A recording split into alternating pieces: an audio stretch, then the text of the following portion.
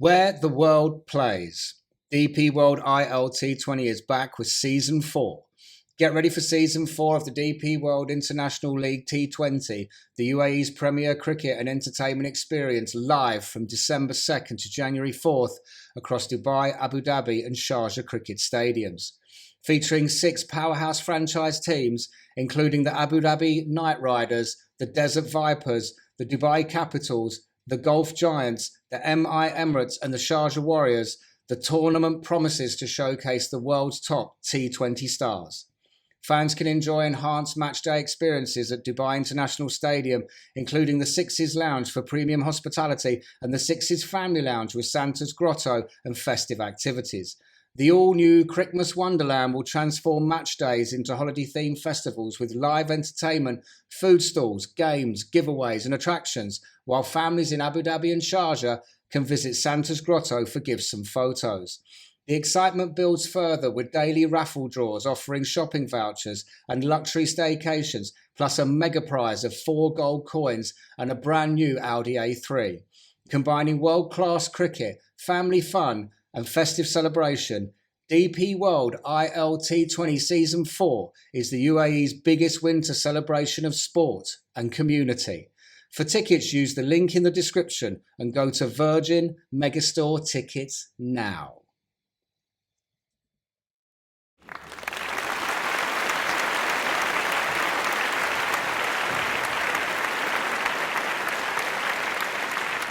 Hi, Nick. Hey, mate, how are you? I'm good. It's nice to meet you. Thanks for coming down.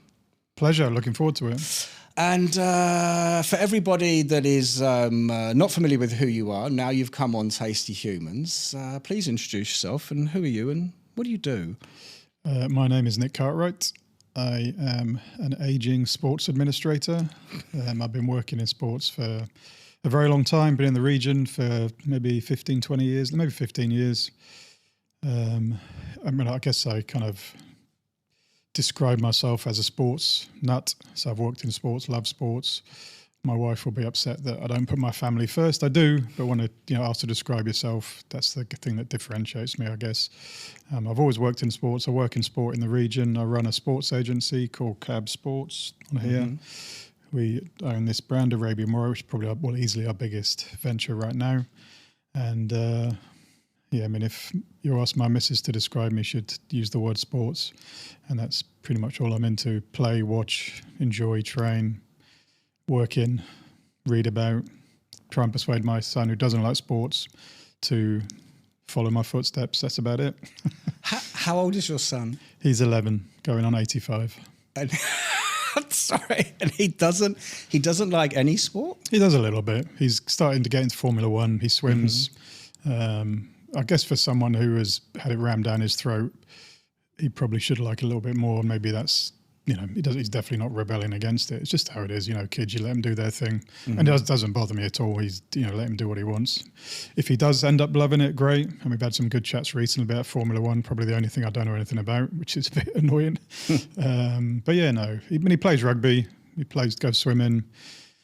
And we do other stuff together, but he has a more varied interest list than me. Fair enough. Yeah. What was your first sporting memory that made you sort of stand up and take notice of sport? When I was about 6, I was called Jeffrey Boycott because I was so turgid in the opening the batting order. Mm-hmm. I was a big fan of Ian Botham. He used to play stick cricket. I used to live on the beach. We used to play stick cricket.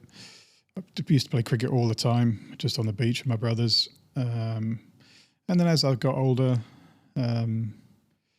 famously, there's only pretty much one channel to watch when you're growing up. Back when I was young, with this European Cup finals, watching Liverpool win and Forest win, Aston Villa.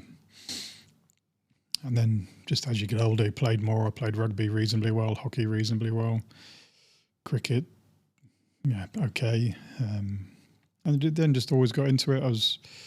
Fell in love with boxing when in my teens. Yeah. And that was the one I probably got into most statistically and reading about in history.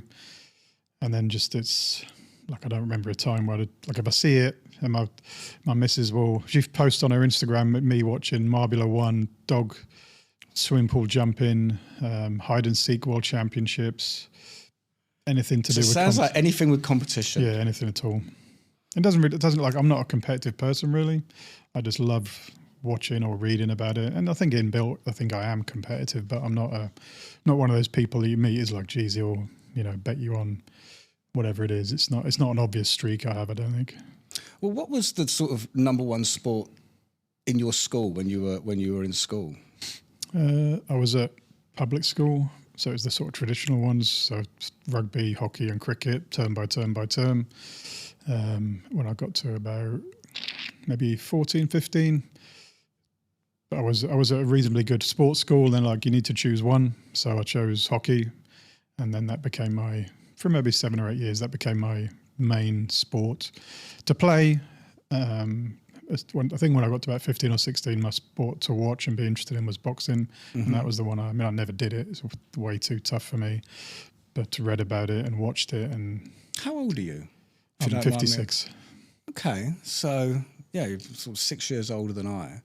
So that boxing era was sort of late 80s, early 90s. Even earlier. I mean, Hagler Hearns was in 85.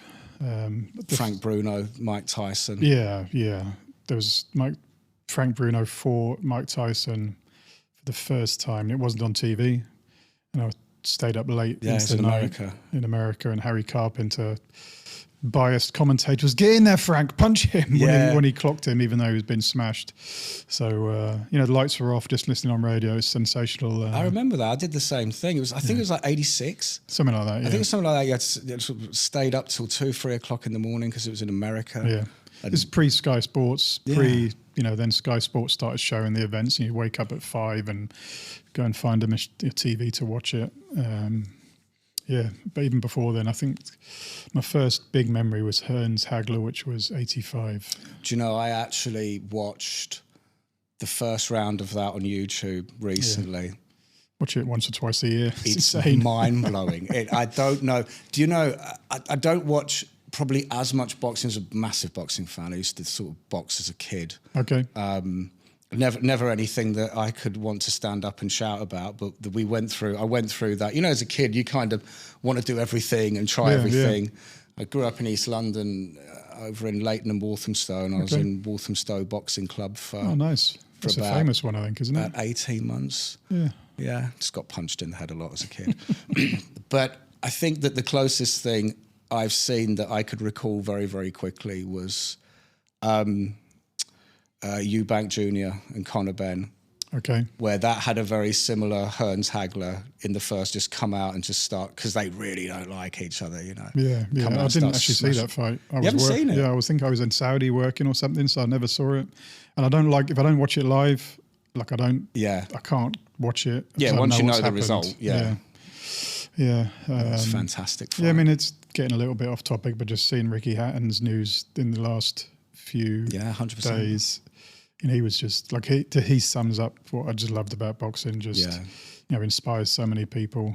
I went to one of his fights and actually met him for 20 seconds. Just a champion guy, and it's horrendous that. Very, very, very shocking. Yeah, very shocking, very sudden. I know that I followed Ricky Hatton quite closely, and I know that he had a lot of it. He had that sportsman thing where once the sport was over. Yeah. And I think that is I don't know. I think it's a very sad sort of thing that happens to we all think that being a sportsman would be the most amazing thing in the world, and the money, maybe the fame, but also the achievement. Yeah.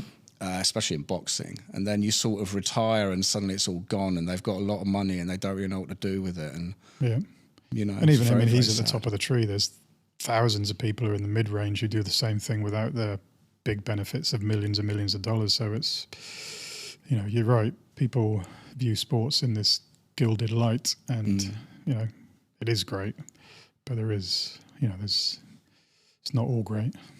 And so when you came out of school, you were an accountant. Yep. How did you go to a sports school and end up an accountant? Well, it was sports as well as, I did pretty well in my A-levels. Mm-hmm. At the time, I didn't want to go to college.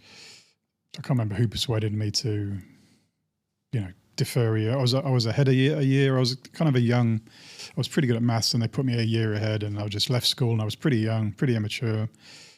my mum helped me go and get a job in the States. And when I came back, I was like, okay, fair enough, I'll go to college. And I did business at college, which was, I'd done that at school. And you went to the States? Yeah, just for a few months. Okay. I worked in, do you know El Paso? It's on the border with Juarez, which I think is now the murder capital of the world or something like that. Fair enough. At the time, it was more safe to visit.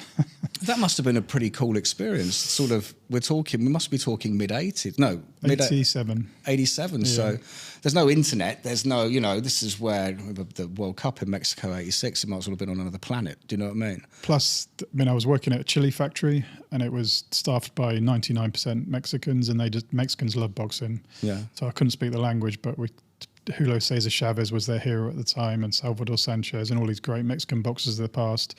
So I quickly became their little friendly baby. So it was a great time. 18 years old, I didn't have a return ticket, so I bought up with a single ticket without a visa. So it was challenging with the border agents. But it was fun. And I went to college way more confident in myself than I'd left school 1 year later. And then once I left college, my girlfriend at the time, I'd set up a sandwich making business, just selling sandwiches locally, just to pay the bills. And my girlfriend was like, you can't do that. You need to do something more than make sandwiches. So I actually applied to be an accountant just because it was more education. It gives you 4 years of try and work out what you want to do. And, it's good structure, and it's, I've worked for a good company and got well paid and had a great life living in London. But it, it never felt like this is what I'm going to be, but it did. Ultimately it opened up the doors to what I wanted to do, because I wanted to work in sports, and I got a job as an accountant. So, happy days. And that was in which? That was, I went to Australia for a year and was working for Philip Morris Tobacco Company, and they had. They sponsored the Formula One, which is still in the same place in Melbourne, and I worked on that account. So you could say, well, this is a bit more interesting, working in sports, albeit as an accountant. And when I came back to London, I said to the recruitment agencies, look, I just want to work in a sports company, so find me a job. And they're like, there isn't any. There's no jobs in sports. This is 1991 maybe, and back then, before I think the Premier League was. But they didn't have any staff. So Man United had 5 commercial staff and 20 football staff. So there was no structure within sports. So there's no jobs. You're not going to get a job working in sport. And then I got lucky, and just a job came up and got it, and then never looked back. It's funny to think what you've just said, that pre-Premier League era and stuff like this, there was not a lot of that sort of structure around sport to where it is now, which is... I worked for the London Broncos, who at the time were owned by Virgin, which was a very commercial entity. We were partnered with a London Premier League club, and we shared facilities, and we were a very small entity compared to them, but we had more commercial staff, I guess because we were owned by Virgin, a commercial organisation, than the Premier League football team, who were in the Premier League, but what's happening here? Who was the team? There was Fulham. Ah, okay. Were Fulham in the Premier League early on? I think top division, maybe. I think they were, and then they went out, and then they came. They're back. up and down, man. They've been up and down so many times. They've definitely been a big. Well, because as a Chelsea fan, they're kind of just over there. Yeah, you don't even think about them. More, do you know what? They're a little bit of a bogey team. Like, oh, really? Every time we play Fulham, I'm like, we do well, but you just please don't. Do you know what I mean? You don't want to lose to your closest rivals. It's a good club, and it was actually the origin of the London Broncos. Were originally Fulham Rugby League. The owner of Fulham invested in a rugby league team. They then became the London Broncos. Richard Branson. They weren't the same club then, but they were the they were the original London Rugby League club, and they originally played at Craven Cottage. The groundsman who became London Broncos kit man, you could spend 5 hours talking about in isolation, and I won't now. He came from Fulham and worked at the London Broncos, a good friend of mine then. So there's lots of links between the two. And it's a really nice stadium. Fulham Stadium on the river. Yeah. It's like, they've rebuilt one of the stands there. And obviously I think they're charging like the most expensive ticket in the Premier League. If you can sit up at the top of it, it's like the one that's over the river now, VIP, yeah.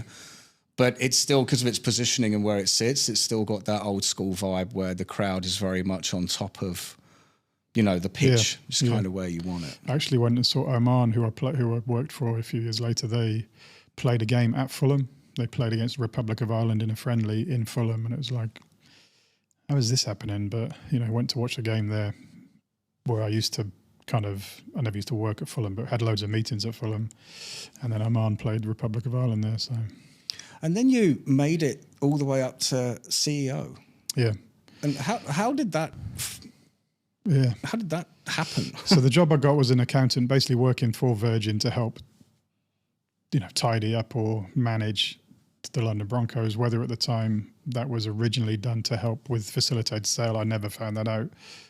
But within a year or two, I think, they exited that relationship. And my contract there was literally, it's a week's job. There's the box of paper you need to sort out, leaving on Friday, come back Monday. So for a week by week, it lasted maybe 6 months. And I think it was even me, it was like eventually said, look, you're paying me a weekly accountant's from a recruitment consultancy wage. Like if you paid me this 6 months ago, you could have had me for 3 years. Just, if you want me to stay, let's give me a proper job. And then the CEO, I can't remember what job I came on board, but fully came on board and eventually became the commercial person. So as well as looking after the money, helping generate the money, making decisions on, sponsorship and ticketing or whatever, merchandise. And then just, I guess, this kind of survival of the fittest through, it was a very turbulent period, changing ownership, changing grounds. They just, I'll probably do myself down, but I was the last man there, turn off the lights kind of thing. But I was very committed to it and they could see that, driven to be successful, they could see that. And so they entrusted me with, running the ship for, through some good times. And then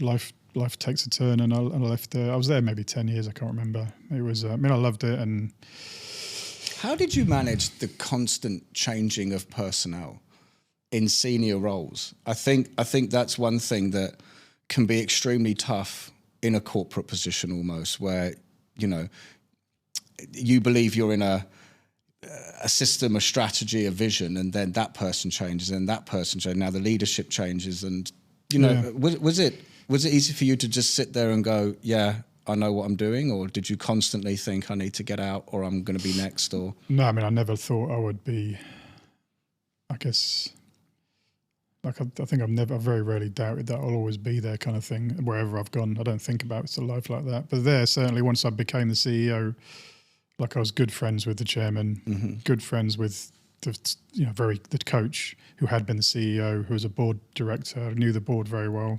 And it was very much this is the team that's going to make this work. And I don't think there was never really threat on myself. And so then people below the executive level, it is what it is. And if someone leaves, it's sports clubs at that size, bigger clubs, fair enough. But at that size, if you don't want to be there, then, so that's probably your most important attribute is, do you want to be here? Do you want to muck in and make this work? And if someone doesn't want to be there, then immediately they're kind of, see you later. If you're not part of the team, then you're not part of the team. And it doesn't, like it wouldn't worry you at all, provided that top is strong. We had a very strong top there. A number of people would say they weren't the right top because they didn't get the results they wanted, but I'd back that group in that situation 100% at the time. And what were some of the most successful things that you achieved there? At the Broncos, my personal was we merged with Harlequins Rugby Union. It's kind of, I wouldn't say revolutionary, but it was big news. Harlequins are a big rugby stalwart. And I still think to this day, if that was the way to make it work, because the London team still don't have a home. They've been through a very tempestuous journey their entire life, but most of it is because they've never had a home. So if they'd managed to make it work with the Quins, they still would have had that home. You've like it or lump it, ride that wave of rugby union that's grown across the world with the professionalism. unused rugby leagues, it is different. It has its unique skill set, and certainly in London, the Broncos targeted were more aligned to the opposite of Quins. Quins were traditionally the bankers and the money men, and the Broncos weren't that at all. So it would have been a good fit. And for a while, it felt like it might work, and then different reasons I think I'd left before they changed it back. I can't remember, but it didn't. I think I had left, but it didn't work out in the end for a number of reasons. And ever since then they've drifted. Nothing to do with me, but the team got to the Challenge Cup final. I was there. I was working on that project when that happened. That was great. And 15 minutes to go, we were winning. I think we were winning 16-10, and we lost 54-16. Just the last 15 minutes. That was at Wembley. That was at Wembley, yeah. The old Wembley. Yeah, the old Wembley. Yeah, what was that like? Yeah, it was amazing, and it was when Virgin owned the organisation, so they did it with their pizzazz. We had a pre-final jamboree, something like 40 buses going from the Stoop to Wembley. Richard Branson on the pitch, and it's unusual for rugby league to have that sort of glamour associated with it. Richard Branson at the time was, very, very, very famous. Yeah, definitely. Way before social media, but still a massive celebrity.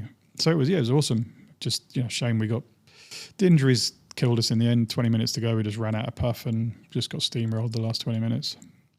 Why do you think that rugby has not reached the heights of football?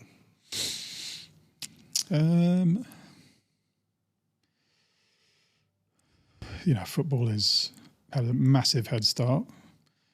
Rugby came from football. So that'd be one. Football is a lot easier.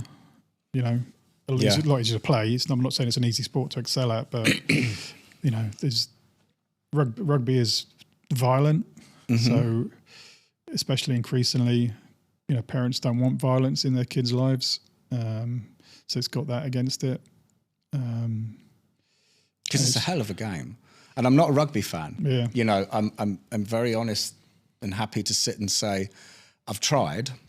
I've really tried. Like I'm a certain fan of sport in the sense of I don't watch a lot of cricket, but I'll definitely watch the Ashes because I find it very, very the rivalry. Stimulating.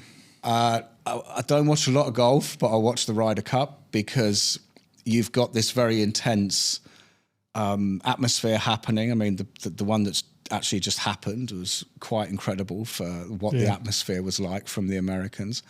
But with rugby, I've always struggled to connect with it. Even though when I watch it, I'm like, this is harsh. This is a harsh game. Yeah. It's like you say, it's very violent but for people to want to play it, it's like, you put footballers to shame. Yeah. I'm sure with rugby fanatics when the whole real diving culture came into football. I mean, what were you guys thinking? We used to be shared with a number of football clubs, and one club I was at, there was a game. We used to play double headers, so the football on the Saturday, the rugby on the Sunday, and I used to go at both games. Part of the board of directors, whatever. And this is the Premier League is now taken off, and I remember just one Saturday, footballer gets knocked over, starts rolling around. You're like, come on, man. You can see you're not hurt. Please, please. And it's no, just accept it now. And then the next day, there was a London lad, played for the London team. He was maybe 20 years old. He went into attack. You see, he got smashed, but then got up, got back in the line, got the ball again, took it forward, got smashed, lost the ball. They win the ball. Then he smashed someone else. And like over a course of about 2 or 3 minutes, he had 5 or 6 involvements, all brutal. Then he scored a try, and you're like, geez, that was awesome. Half time comes off, and he's got a shattered collarbone. You're like, this kid is paid in 1 year what that guy yesterday is literally paid in 2 days or something. It's just, that doesn't quite seem... No, not at all. Fair is not the it's wrong not. word. It's just, how does that talent, I love watching rugby league. Do you watch rugby league? I love watching rugby league. It's just ball in play, more tackles, and rugby union outside of Australia is a bigger sport. But that's the sport now I watch the most of, just because in Australia it's played to such a high standard. It's going to be interesting. The Ashes in rugby league is starting in 2 weeks' time, so we'll see how England goes. I really hope they do well against the Aussies, who have got some sensational players. Sensational. I mean, yeah, I do look at rugby and I think why doesn't it have this massive global appeal? The players definitely deserve the same sort of wages, because it is I used to run a sports venue here where it had a big South African following. So all the big South African, and for them it's like national games. Football, rugby and cricket is a monster. Football, not so much. And you see the way that they are just glued to the screen and the intensity. And then when you're watching the fans watching a big game, and then when you see the hits and you see the, like you say, the tribal violent side of it, like I do stand there and wonder and think, I don't know why this isn't just a global monster. Yeah, I mean, they're trying in America. Obviously, America drives a lot of the revenue. And the World Cup, it is. I think it's Olympics, big, football, cricket. Well, cricket probably bigger now, but rugby then is it's big. It's just it's more complicated game to play. It's like if you're Lionel Messi, that sort of size in rugby, it's pretty difficult to compete. There is some that do, but like strength matters more. There is very skillful people in rugby as well. And obviously at its inception, football was exported to the whole world, and rugby's only really been exported to maybe the Commonwealth countries less than, but it's still growing, still doing well. Yeah. I don't really watch football now, other than I'm kind of similar to you with those other sports in that football, I'll watch the World Cup, I don't even watch the Champions League final. Like if West Ham are playing, I'll watch a big game, but I don't really. What's it like being a West Ham fan at the moment? At the moment. What do you think? Let me ask you a question. What do you think about the stadium, about moving? Has it had a massively negative impact? Or as an ex-CEO, if the team wins, the fans are happy? Yeah, I think I think it's done. It has, obviously, since then, they've been more stable in the Premier League. They've won that trophy that didn't before. Their revenue's gone up. So from numbers on a piece of paper, you'd say it's been successful. But I've visited it myself, and I've visited the old ground obviously myself. And I would have preferred to have that success at the old ground, because it's a better home. But I think West Ham, they've just had so many, when you say storied history, stories that you don't want. The guy owned them who caused the global meltdown. The current ownership has this history of nefarious activities. Yeah, just so many things with it. You're just like, come on, man, let's just have some normality in there. And the history is all the players who played in the World Cup, the Academy of Football, the great young play. I mean, you've produced some Lampard of the best, and Cole, and some of your best players were originally there, Ferdinand, etc. So.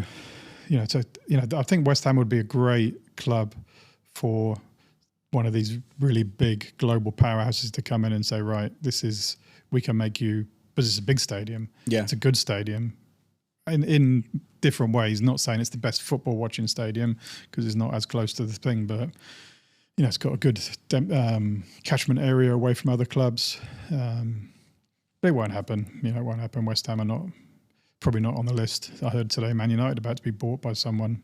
Don't know if that's true or not. I think there's a rumour of a big takeover, but Man United, we could talk for the rest of the podcast about Man United and their issues. Do you know what I mean? The only thing I like, obviously you're a West Ham fan and a Chelsea fan, the only thing is just the gift that keeps on giving in football at the moment is Man United. That's probably what I watch for most is, Man United going to get relegated. That's about it. That's the only bit. Just because they had it so good for so long. And it's amazing how far they've fallen. And it's like, I suppose, and I did want to ask you, as a CEO of a sports club, big entity, how do you look at some of the decisions that are made by like West Ham or Man United or Chelsea even, because you did transition into football, but from a business perspective, how do you look at the relationship between fans, players, the board and the owners, as like I say, from a CEO sort of viewpoint? Yeah. How difficult is it, do you think, that they have a time of managing all these expectations? Obviously it depends on the component elements. Like if you've got a really good owner, then you don't have to worry about them. If you've got I'm not going to say a really bad one, but an owner who's like, this is what has to happen, then if you don't do that, then you lose your job. So, but within that, my personal opinion would be that, in football and any sport, literally everybody's losing apart from one person. So you just have to accept that people would listen to this and be, well, you're a loser, but no, you just have to accept that not everybody's going to win. And I know in sports, everybody wants to win. And in business, everybody can win. So Apple are doing well and Samsung are doing well and all the car companies are doing well. But in sports, for the fans, that you're going to lose. You're not going to win the league. Obviously, some clubs have different expectations. West Ham to finish second would be seen as a win, so to speak. Yeah. But for me, like we were talking before we started about what sport does, and if your sports club can contribute to people's lives and make everybody happy and motivated, and it's super cool to have one team, one club that is everybody's on board, everybody's bought into what we're trying to do. And it's more difficult when people are paid so much money that money's more important than, this is often why like community clubs are just so much fun to be a part of, because no one's chasing more money than someone else. If you're just trying to get towards a collective vision, and if you can get all those different component parts to be on that same page with you, then it's a really cool thing to experience, because the players connect with the fans understand what the owner wants, the owners has a good relationship, whether it's autocratic or not, with the players, and everybody just building towards that. And that, like, if I'm at an organisation, sports, I'm like, we're going on a journey together, and if you can all do that, enjoy that journey together, then it's there's nothing better. But it's really difficult to achieve, because owners want to make money, players want to win games, players want to get paid more, fans want a cheap experience, an expensive experience, they want to win, they want a hot dogs, there's loads of different things. And obviously all the individual pieces are not going to be on a collective journey, but if you can build this, and that's why the clubs that tend to do well outside of having the most money are the stories that I really enjoy in sports are the Oakland Athletics, when they did that thing where they all got together and they fought against the odds. It's just the collective, the what's that phrase? The sum of all parts being bigger than one. If you can, what is that story? Well, the Oakland, the Billy Bean, they're a tiny club, and they did the Moneyball guy. Ah, yeah, okay, yeah, I've seen the film. So I mean, it's not exactly the right thing, but that club got behind this vision, and they never actually won the World Series. People don't realise that, I don't think, but they competed way beyond their means, and they're dead now. They've moved, I think, but.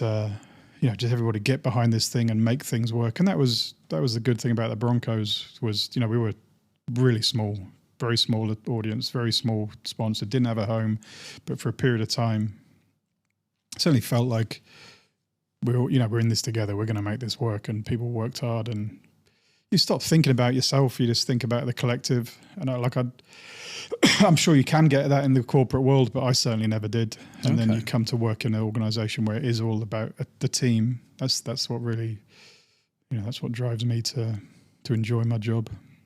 And so, I mean, I have one last Premier League question, right? Because I know you come from the rugby, but my fascination at the moment is around how clubs are being managed. Just who do you think in the Premier League is the best run club? Sorry, not managed, but. My knowledge is pretty limited, but I guess, the clubs at the very, very top, it's amazing what Manchester City have done they've spent a ton of money for sure, but they've really developed the location. They have, there's a lot of players now go to other clubs, so their academy is good, their women's team, etc. And I defend this part of the world, with the Qatar World Cup, the Emirates investment. Most people back from the UK are bashing the Middle East about their involvement in sport, so I'll defend them. But they do well because they got the most money. And then other teams, at the moment, Crystal Palace are doing well. We played a game there. Oman played a game at Crystal Palace, and that guy, the guy who owns that club, is really invested in the club. He's the type of owner who is, he'll understand the vision. I've only met him a few times, but it felt like he really bought into, let's go on this journey together. At the moment, what Wrexham are doing is insane. Yeah, it's a nice. There's a story for the modern age. They've obviously got loads of money and different backing, but that ownership group, they couldn't really be more any loved, and I don't think it's their personal funds, so it's not costing them any money, but they're like the players and the fans, everybody's on that vision. But obviously, that's a very unique one. The fact that they, if I'm not mistaken, they bought the country's oldest football club that was on its backside and have just gone up through the leagues is quite, for the profile of the faces of the ownership model, you'd think they'd want something more glamorous. Yeah, exactly. But to go and do that and to commit to that and be there and go to that area and sit in that stadium is quite something. Yeah. And there's so many bad examples. There's so many people buy football clubs because they want the glamour and they want to make money. There's very few who are like, this is my club and I want to help. And that's, to me, that's how it should be. It's almost like you choose your club to support. Like once you're working at a club, like I don't want to go and work at that one because I get a better salary because this is my club. This is the one that has to. But there's many owners who they buy a club because they know they want to make 50 million on the turn it, make the Premier League and then sell it for money. And that's fair enough. I'm a different person to that. I'd if I was a billionaire and loads of money, I'd be like, right, which club is going to be the best story? And even if we don't win the Premier League, no problem. What is going to be the best story to improve everybody that touches this club is just such a cool thing to do because you're a football fan yourself. You're so passionate about your sport, and when your team cares about you and looks after you, even if they lose the weekend, some people's favourite players are just the ones that try the hardest. They don't want the show pony. Yeah. They'd like that guy just he'd die in the trenches for me. That's who I want. That's that sort of club, sports club that'd be my dream to just do that and have enough money to be able to afford to do it because it's expensive.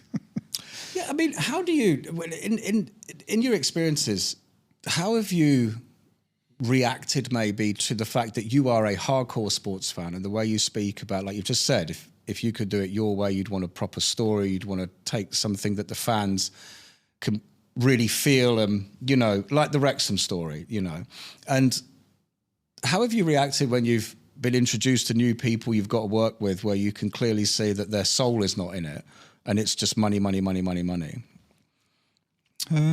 Is it like a natural moment where I just have to do my job here or? Yeah, I've been lucky in the positions I've been in, I have an element of control over what, because once I got to the top, I've always been the number one executive. Mm-hmm. There is chairmen of the board, but you can go into meetings and be like, well, I disagree. So I've never had to take it to that level, but you can have that confidence knowing that actually, like, you've employed me to do a job, so let me do it. Yeah. And there are parameters, and I'm a pretty malleable person, so I understand that working within those parameters don't rock the boat. Every place I've worked, there's been frustrations with different issues. Yeah, of course. Yeah. And I think once I worked at the Scottish Rugby, and just the individuals I worked with there, that just felt like they didn't get it. They were very much, the goal is not to lose money. Yeah. Fair enough. Yeah, of course. Yeah, it's business. But there's other things we can do around that, and it just never felt that there was this, no, that. Yeah, so bottom line. Because there was loads of things in place. There's always loads of things in sports because there's when you're making chairs or cups, there's nothing touchy. There's no feelings around it. Whereas within sports, you can motivate people to do stuff that you can't. So there was quite a lot of stuff that you're like, geez, it was quite a cool story here. No. You're like, oh, come on, man. We could make a difference here. We could go somewhere, but it's always just no. Close the box. Yeah, close the box. this is my kind of point, which is like you're banging your head against the wall of we could do something. Yeah. Very creative and bigger, and it's just being blocked by bottom line. Is that what made you transition then into events, like trying to do big, like I say, your big mass participation stuff is? I think it's probably a happy accident. I left the OFA just because the chairman was leaving, and he was the shining light at Oman football. And we had this plan to set up an agency in Oman, which we did. And then that became focused on football, but then more events. And I brought on the OCR, the Tough Mudder brand, persuaded the board to invest in that. And then COVID happened, and I decided to do my own thing here. We came to a mutual parting of the ways in Oman, took Tough Mudder, and then, so it was a pretty quick segue from managing sports teams to running a sports agency to the agency focused on mass participation. And then, geez, this is what I really enjoy. Albeit it's part of, we're going to do other things, but it's so easy. I mean, going back to that ownership, fans, athletes, as the owner, that's gone. So no, don't have to worry about that. And mass participation, like you literally meet every single person who does what you do, literally every single person, and you have an impact on that every single person. And we're lucky in that, because what we do is it's fun. Like running is fun, but running is more hard and challenging. Mm-hmm. Whereas what we do is running plus some pretty cool things. So everybody, literally almost every single person ends with a big smile on their face. Thank you very much. That was awesome. So, like I really enjoy our event days, going and you meet sort of 3,000 to 10,000 people, literally meet say hello, look every single person in the eye, and they're like, it's a super cool feeling to have that as part of your daily job. And how did you, let's say, how much fun did you have designing like an endurance obstacle course? Yeah, a lot of fun. Just, there's been some X-rate stories for another time, and there's been lots of frustrations as well. But for sure, it's because of what we do is it is a global sport. It's a pretty niche one, but it's in the Olympics now, so that's. But yeah, it's part of the pentathlon. I don't know if you remember at the Paris Olympics, somebody punched a horse. No. Yeah, which used to be part of one of the 5 disciplines, and it had been on the radar for. Somebody punched a horse. Yeah, so in the pentathlon, it's kind of historical disciplines, which includes horse riding. Yeah, and you didn't have your own horse; you just get horses from a pool. So part of the challenge was always mastering a new horse. And at the Olympics, there's they know there's don't get that one. So this woman was leading. She'd won everything, and then she pulled out the dud horse. She's like, oh, "Come on, man! I'm gold medalist. I'm going to lose because the horse is a bit loose." And she had a loose round. She went from first to 20th. She came, just her frustrations came out. So she got off and just smashed the horse in the face. And there was an issue before, and there was obviously like, that's got to end. So they've switched it with OCR. And it's a much more visual sport. It's pretty popular. So that's hopefully will lead to OCR being obstacle course racing, getting its own thing in the Olympics in due course. Mm-hmm. Like people will know the Ninja Warrior on TV. It's wicked. It's super cool. So I can't remember what the question was, but no, it's more just about like, I think one of the things I'd love to ask is, so first of all, on Arabian Warrior, what for people that might not be familiar with it, what are some of the more hardcore obstacles? Okay, so it's an obstacle course racing is designed to challenge you mentally, well, physically most, because it's if you can't cope with exertion, you're going to really struggle, and mental and emotional challenges. So physically, climb over stuff, and stuff can be like vertigo inducing, so 15 meters high, crawl under stuff. So physically, you got to run, you got to battle, you got to carry things, push things, pull things. And then mentally, you got to try and work things out from time to time, and even emotionally. So like people have fears of height, fire, ice, water, even electrical currents. Some of the obstacles include electrical currents. So if you have mental issues, and we've had big, I think there were Marines, US Marines came, bare-chested, pair of running shorts, running around, smashing all the physical stuff, and then they came to this electrical thing, and they just couldn't do it. Like, I just can't face that, because it's... What is it? There's wires hanging down, all of which have electrical pulses running through them. Okay. And so if you don't get the pulse, you're just running through wires. Yeah. But you've got to be pretty fortunate to avoid a little twinge. Yeah, so it's basically like if you grabbed an electrical wire, you get the shock. Not enough to cause you any damage, but enough to be like, I don't like this. And the crew all ran through it. One of the guys got hit and he hit the dirt. He's like, I'm not moving. I'm not coping with that again. So he wouldn't move for like 10 minutes because there's this pulse going off, and we were like, not turning it off because people are running around you. So you just got to stay there, my friend. So it's obstacles. So obstacle course racing. It's a course of obstacles, and you're racing across them. There's no expectation you have to try and win. Lots of people just come and walk. Mm-hmm. Lots of people get on top of a big obstacle, and they're like, I don't want to jump from 2 meters into a pit of water. I'm scared. They're like, well, it's up to you. If you want to jump, you want to face your fears, you can. If you want to go back down, no problem. We have staff obviously there to manage, and medics in case someone has some issue. Has there been an issue? From time to time, we have people break their bones. Yeah, I can imagine. Yeah, it's generally if you don't follow procedure. But yeah, it's any sport you can break your bones. Sign up for. Do you know what I mean? It's like if you are going to jump if you're going to stand there and go, okay, I'm going to do this, then if you don't land right, then you can't take it out on. And you break famous incidents of people breaking their legs in football and sports, even not sports, even just walking down the road, you can have accidents. So we do everything we can to make sure that doesn't happen, obviously. And like I said, everybody finishes with a great smile on their face. They're covered head to toe in dirt. Lots of stories to tell. And it's a super cool sport. I really enjoy it. In the creation of it, what obstacles didn't make it? Because there has to be some where you guys have sat around the table and gone, oh, you can't do that. We're never going to get that approved. We got a funny story that I won't mention which entity it was, just in case there's a problem. But we bid for one of a local events, OCR events, and we said, how creative can we be? Do you mind? They're like, you do whatever you want. So we came back, and one was it was a pyramid. You had to get up the pyramid, and pyramid was covered in slime, so it was difficult to get up, and it was in the dark. So you go into this pyramid, you have to get to the way to the top. This is a team of 4 people. Get to the top, and there's stuff happening at the top, no problem. It's all in the dark, and then you slide down the other side in the darkness, and you go through this wall in bright light into a pool. Mm-hmm. And we're like, and when you land in the pool, there's a crocodile in there.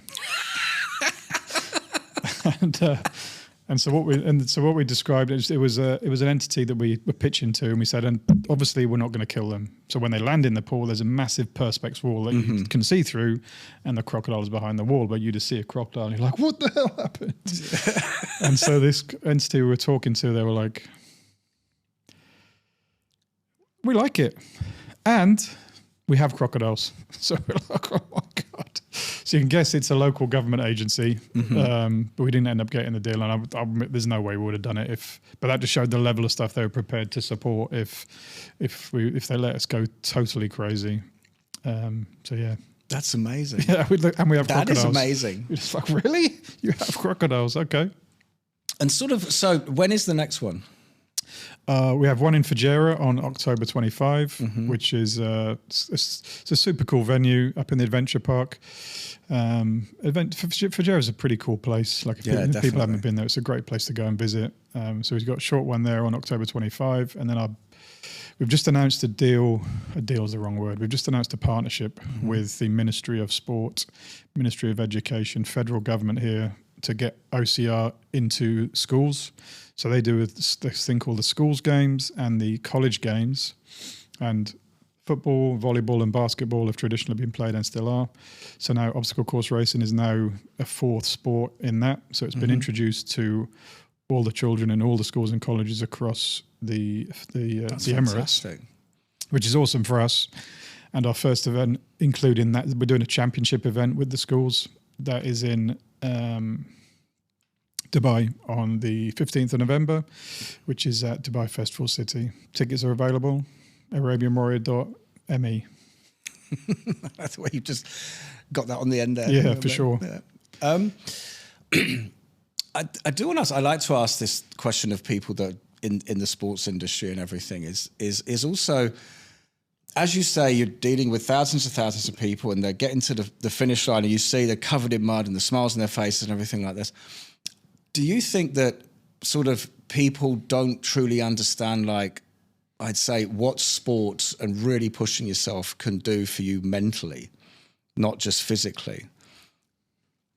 Yeah, 100%. I think that's one of the great things of today, is that people have so much more information available to them. So it's a lot easier to understand. You know, famously when I was growing up, I don't know if you remember a guy called Serge Blanco, one of the great rugby players of all time. You know, he used to literally smoke cigarettes behind the goals in rugby at half time. You know, the footballers, I think the World Cup final, the meal was a steak, a pint of Guinness and a glass of milk sort of thing. Yeah. And that's nutrition. But nowadays they're way more professional. And some people will say sports shouldn't be professional, but for me, 100% professionalize and keep, if you can make it professional and keep that enjoyment factor, then it's so impactful. So it's so professional. There's so much money involved, and the big sports, it trickles down to the little sports. So it is across all sports. So technical ability to improve everything you're doing. People are so much better at what they do now, both in terms of the technique, the physical attributes, and like you said, the mental attributes. There's so much information available. People are way more consuming more information. So I think people are a lot better educated, but there's still, you know, there's a long way to go. You know, there's a long way to go. And part of what we enjoy doing is that, great, you enjoy it because it's fun, and it is fun. But realize that actually by having fun, you can have fun playing a PlayStation, eating a hamburger, sitting on your backside. This fun is also making your heart stronger. You're sat outside and your brain's been stimulated. You're talking to people. I was chatting to a really good friend of mine recently about, we ended up talking about AI. He's a tech, he knows a lot about tech. And I was like, we're talking about the impact of tech on his business. I said, just random question. My son's going to be working in about 10 years' time. What jobs will be left? What jobs are not going to be taken by AI? And he's like, Nick, I've got to be honest with you, none. It's going to be doing absolutely everything. And I was like, really? And he goes, actually, what you do, you know, people want social interaction. People want engagement. People want stuff. And you're never going to be able to get that with a screen or a non-human interaction. So, you know, what we do gives people that, and people, you know, they come on the day and they make friends on the day. You know, if you come on your own and you can't do something, you're waiting at the bottom of the obstacle and you want to do it, the next person along will help you get over it. And if you need two people help you, and then you run with them for the rest of the course and you made 2 new friends just because you enjoy doing this stuff. So sport has, you know, especially in this part of the world where there's issues with health and diabetes and obesity. Well, that's why I asked the question, which is, you know, I've gone to the gym extremely regularly since 2007, and this is the best that it's got. Do you know what I mean? But that my diet plays a big part in that. But I think that what people don't realize, you can wake up and you can feel pretty negative about life sometimes, you know, as people do.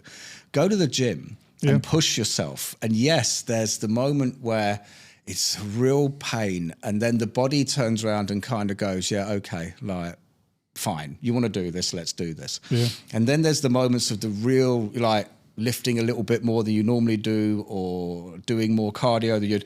And there's like it's said, you know, it's a big chemical reaction. Suddenly your head just comes to life, and everything that seemed a massive challenge now is like, I'm going to go and do this. You know, it can really like take your head and put you in a really, really good space. Yeah. And there's a chemical effect that supports that, but also just, you know, the harder you push yourself physically, which sport predominantly people will see as physically, it means you can push yourself more mentally and push yourself more emotionally, and just, you know, it's not as binary as get fit, be better, you know, but a lot of very competent people in certain industries, in their background, they push their bodies hard in physical exertion and mental challenges. And they do it first thing in the morning. Yeah. You know, I think people have that kind of, let me get the hardest thing out the way and everything else is fine. You know? And, you know, plus you live longer. You know, if you're fitter, you're going to live a longer life. And sometimes people, that might not be important, but it's a pretty, I can't remember who said it, you haven't got long on this spinning urn, whatever, but last as long as you can. So sport and fitness and health, that's pretty much the only guarantee. And it's not guaranteed because you can hit by a bus and you can have degenerative issues, but the fitter you are, the stronger you are, the more healthy you are, the more likely you are to have a more fulfilling, active, long-lasting life. I definitely think that, you know, there's always that number. For me, it's sort of, I think for me, it's like 85 years old, where you're like, oh, you know, anything past that could be a bonus. But regardless of your physical state, there comes a time where it's just not going to work. Do you know what I mean? Right. But I think what people misread is you'd like to get to that point as physically capable as possible. Yeah. Like, I mean, you know, my old man, who's sadly no longer with us, he had a very bad hip. But this was unfortunately his own doing, because he never went and got it sorted out. He was never big into exercise. It was never really his thing. And he spent the last 15 years of his life on crutches. Okay. And that's my personal fear. Yeah. Do you know what I mean? Yeah. Which is, I don't need to become Mr. Universe, and I don't need to run, you know, 100 kilometers and stuff like that. But you want to get through life as capable as possible. Yeah. And I think, like I say, I think sport and exercising. And been doing that Mr. Universe running, that's possibly pushing it too far. You know, what you're doing, being healthy and moderation and everything, just, you know, and staying fit and healthy is probably that bell curve of do nothing, die early, do too much, die early, sort of sit in the middle somewhere. I mean, 85 in when I was growing up, 65 was like, that's the end of it. Now 85 people, I think, by the time I get to 85, hopefully it will be 95, and, you know, well, I'll have my AI sentient being looking after me by then. I think it's funny what you said about your little AI statement, is that the only other time I can remember where everybody had to stay at home and governments gave you money was COVID. You know, not potentially in this country, but definitely in the UK, maybe the furlough and everything like this. But the one thing that instantly survived was sport. Yeah. Is that did not shut down. They found a way, because they needed to give us sitting at home something to watch, be involved in, something to sort of entertain us. And I think that's a good example of what might be coming down. I mean, God, to be honest with you, I really hope that AI does not just take everyone's. Life is going to be extremely boring. Yeah, I mean, you know, it's impossible to predict. I think it's just some people. My missus is scared to death of it. You know, I got zero knowledge, because it's you know, it's this exponential curve. It's changing so quickly. So you know, hopefully, whatever his name was, T1000, doesn't walk through the door and kill us all. John Connor. You know, it'll be. I mean, it's exciting. You have to humans adapt, and we'll see. But I've just have so little information. It's just I'm too old to go and chase it, to be honest. Sounds like a really good way of approaching it. Well, look, this has been remarkably cool. The time has flown, and we're done. Okay, sweet. Didn't realise. Sweet. Yeah. Thank you very much. It's been good. Thank you. But I'd always like to ask everybody that comes on, you know, given your history, everything you've done, you know, if there's one statement you would sort of lean in to leave on the table, sort of, what would that be? Statement as in business, life, philosophy, you know, sport, work, anything, you know. Yeah. It's probably a little bit boring, having sort of gone through. I mean, it's, you know, really interesting and kind of exciting conversation. You know, the only two things I say to my son, I say to anybody, is just, you know, just get organised and work hard. If you don't do those things, it's difficult to. You can be lucky, but you know, the harder you work, the luckier you get. I don't know who said that, but just if you're working hard, you're getting more out of your life. Working hard in fitness, in your job, in your relationship. If you're lethargic, you know, you can still have fun. But I find if the more you put into stuff, the more you get out, the more everybody else gets out. The better you get, the better they get. And you know, get organised is a bit more boring. And like if you can work in sport, and maybe not work in sport, if you can work in stuff that you really enjoy doing. And like I love sports, so I've made some very bad decisions in my life because I've worked in sports. I should be, if I'd worked in a bank, I'd be living in a $1 billion house, whatever. But I've always loved my job, and that's just led me to end up who I am when I've looked back on my life and I'm like, Jesus, so really no regrets really, because if you can find what you're doing, it's a cliche, but it's so true. You know, if you can find something you really enjoy doing and give everything to it, then you have just a full life. And that's what we're here to do, I think, is just to get as much as you can from, this has probably been a little bit more than a statement. So work hard and get organised. That's fantastic. Well, listen, Nic, thank you so much for coming on. Yeah, nice to meet you. Really enjoyable. And, I've really enjoyed it. Thank you. I'll invite you to our event. Come and test out your gym fitness. I will come and do it. No, okay. I will come and do it. There we go. You know, and I'll probably be one of the ones that are walking, but that's fine. Yeah. There's many. Yeah, let's do it. Okay. Right, cool.